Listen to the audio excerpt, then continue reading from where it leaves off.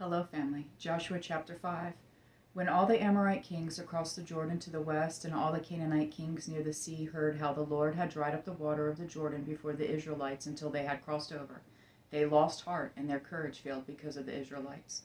At that time the Lord said to Joshua, "Make flint knives and circumcise the Israelites' men again." So Joshua made flint knives and circumcised the Israelite men at Gibeath Haaraloth.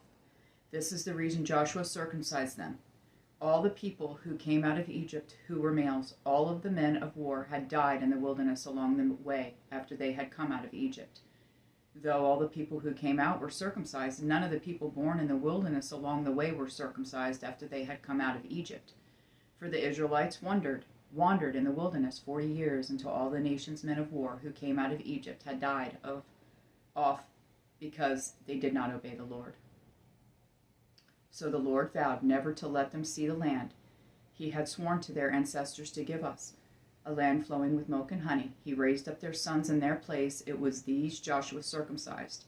They were still uncircumcised, since they had not been circumcised along the way. After the entire nation had been circumcised, they stayed where they were in the camp until they recovered.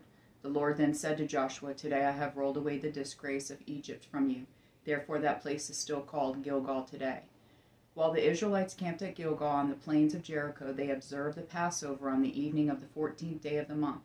The day after Passover, they ate unleavened bread and roasted grain from the produce of the land. And the day after that, they ate from the produce of the land. The manna ceased. Since there was no more manna for the Israelites, they ate from the crops of the land of Canaan that year. When Joshua was near Jericho, he looked up and saw a man standing in front of him with a drawn sword in his hand. Joshua approached him and asked, "Are you for us or for our enemies?" "Neither," he replied. "I have now come as commander of the Lord's army."